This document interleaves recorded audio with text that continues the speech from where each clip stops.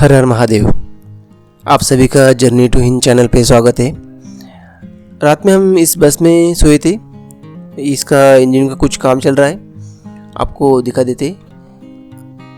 पिछली साइड में जो सीट्स होता है उसी पे हम सो गए थे। यहाँ कैसे आए और किस तरीके से, मतलब आप सोच में पड़ गए हुए कि ऐसे बस में आके मैं डायरेक्ट सो गया, ऐसा कुछ नहीं है। इसके बारे में मैं आपको रास्ते चलते बताऊंगा।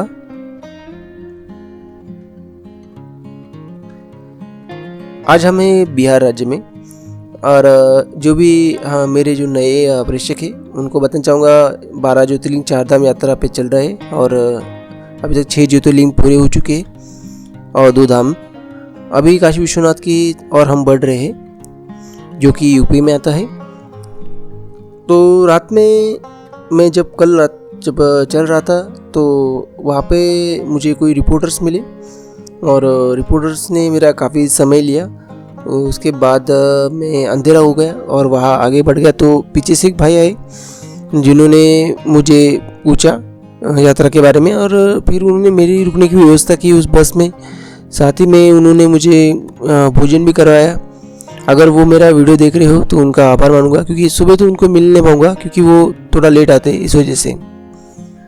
अभी हम यात्रा के जो अगला मोड़ा है, मतलब चल रहे हैं। अभी भी हम बात कर रहे किस विषयों के बारे में, तो हम जीवन के बारे में बात कर रहे हैं। हम मनुष्य जीवन होता है उसको जानने की कोशिश कर रहे हैं हर एक पहलू से। तो वो कोई भी पहलू हो, आध्यात्मिक हो या फिर साइंटिफिक हो, हर एक बात।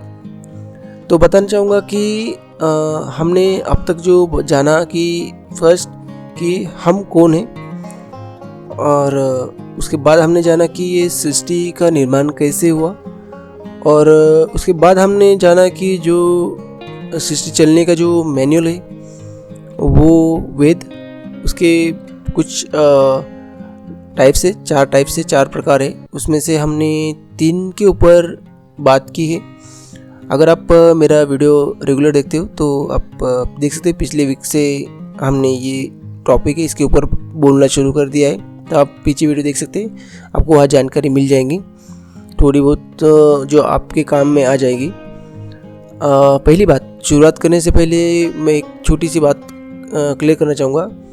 मैं कोई वेदों का ज्ञाता नहीं हूँ या मेरी संस्कृत में गुरुकुल में पढ़ाई नहीं हुई है।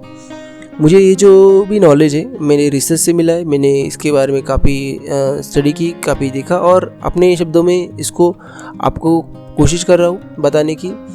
अगर मैं गलत भी हो सकता हूँ, ऐसा नहीं कि मैं सही होगा। तो आप कभी भी मेरे जो वर्ड्स है इसके ऊपर पूरी तरीके से ऐसे एज इट इज़ मत लीजिए।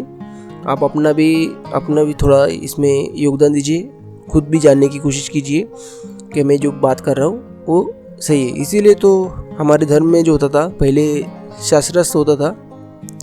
शास्त्रास्त्र में क्या होता था कि कोई भी टॉपिक हो जो हमारे धर्म ग्रंथों में है, वेदों में है, उसके ऊपर बहस करना। दो तरह के लोग होते जो अपने अपने तरीके से तर्क लगा के ये बातें करते थे और अंतिम में अहंकार हारता था और सत्य की विजय होती थी। जो विनम्र है उसकी विजय होती थी। तो ये होता था, ना कि इंसान हारता था। इससे पहले मैंने कहा कि आदमी के जो दोष होते आप उससे नफरत कीजिए, ना कि उस दोषी से, क्योंकि उसे पता नहीं होता है कि वो जो कर रहा है वो अज्ञानवश कर रहा होता है। उसको किसी बात का अज्ञान नहीं होता है। हमको लगता है कि हम यार 20 साल का है, 30 साल का है और ऐसी चीज़ें कर रहा है, इसको कॉमन सेंस नहीं क्या। हम ऐसे ही यूँ ही बोल देते किसी को, क्योंकि हमें लगता है कि एज ही चीज़ होती है, जो उम्र ही होती है, जो उम्र से आदमी को ही होता है। ऐसा नहीं होता है। आप इतिहास देख लीजिए, कई सारे साधु संत मिलेंगे जिन्होंने उम्र के 80 साल में ज्ञान प्राप्त किया है, ब्रह्म ज्ञान। तो और कोई आपको बालक संत मिलेंगे जिन्होंने सिर्फ 16, 18 साल, 10 साल, 12 साल की उम्र में ही ईश्वरीय जो ज्ञान होता है वो सब प्राप्त किया है। तो एज एक नंबर होता है उससे हम सामने वाले के किसी तरीके के समझ मतलब वो तुलना नहीं कर सकते नॉलेज का। तो नॉलेज ये जो बात होती है वो आपको आपके इसके ऊपर है कि आपको कब मिलेगी। अभी तो हम बात कर रहे हैं अथर्ववेद के बारे में। ऋग्वेद, यजुर्वेद और सामवेद के बारे में हमने थोड़ी बहुत जान लिया। और ये थोड़ी बहुत जानने की जो प्रक्रिया है ये इसलिए क्योंकि अगर आप जान गए तो अगर आपका जो करियर है, आपकी जिस इसमें आप अपना भविष्य बनाना चाहते हैं, तो आप इन वेदों का सहायता लेके उसको और बेहतर तरीके से कर सकते हैं। क्योंकि ये वेद कोई सिर्फ भगवान के बारे में नहीं है, उनकी कथा के बारे में नहीं है। ये जो वेद है, ये सृष्टि जो चलाते हैं भगवान, उनका जो मैनुअल है। तो ये बातें यहाँ पे लिखी गई है, तो हर एक बात आप समझ आएगी। और समझने की बात अभी भी देखिए, जो नासा है, बड़े बड़े जो रिसर्च मतलब बड़े बड़े रिसर्च सेंटर है वर्ल्ड वाइज, वो हमारे वेदों पे स्टडी कर रहे हैं। इतना मतलब गहराई से स्टडी कर रहे हैं कि आप सोच भी नहीं सकते इतना कुछ। मतलब उसके अंदर विज्ञान, science, art of living, music, हर एक को बात है जो आपको उसमें मिल जाएंगी। पर हमारा ये दुर्दैव है कि हम पास में होने के बाद भी वो चीज़ों को नहीं देख पा रहे, हम दूर की तरफ देख रहे। तो ये बातें हो रही।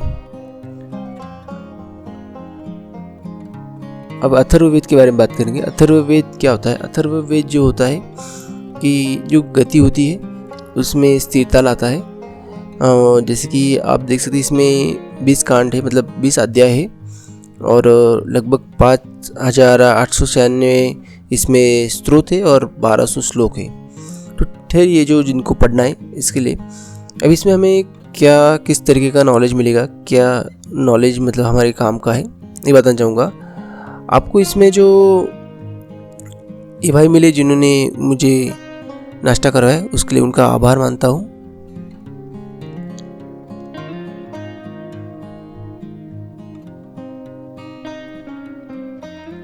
बात है कि इसमें आपको जीवन विज्ञान मिलेगा, मतलब जो आयुर्वेदिक होता है, how to deal with diseases, जैसे कि जो बीमारियाँ होते हैं उनसे किस तरीके से हम राहत मिला सकते हैं। उसके बाद में समृद्धि जो हमें चाहिए होती है हमेशा जीवन में, हर बात में।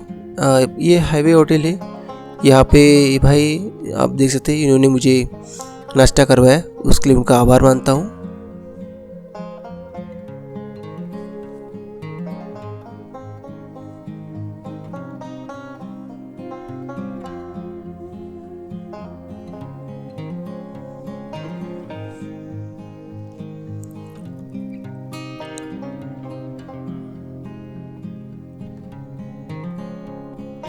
जो भाई अभी जिन्होंने नाश्ता कराया वो नॉनवेज और वेज दोनों चलाते हैं होटल का।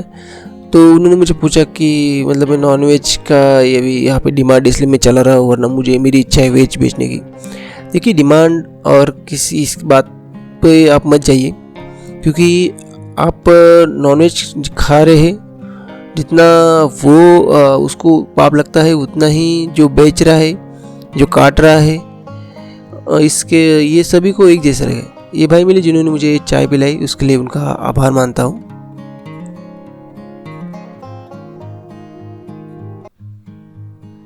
तो ये बात है जो आप सोचिए, ये मत सोचिए कि मैं नॉनवेज नहीं खाता हूँ तो और बेचता हूँ तो मुझे पाप नहीं लगेगा, आपको उतना पाप लगेगा। ये भाई मिले जिन्होंने मुझे लस्सी पिलाई, ये इनका सुविधा मिल्क पार्लर है, उसके लिए उनका आभार मानते हैं।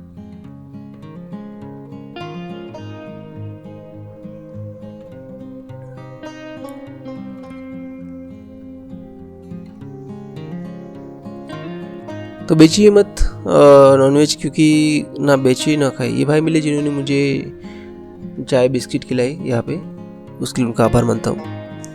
आप बेचिए मत, क्यों बेचते हैं भाई? आप सोचिए कि इंसानों के लिए देखो, अगर आप देखेंगे तो जो जानवर होते हैं उनका जो खाने का तरीका होता है अप एंड डाउन होता है, और हम लोगों का जो होता है लेफ्ट राइट साइड होता है।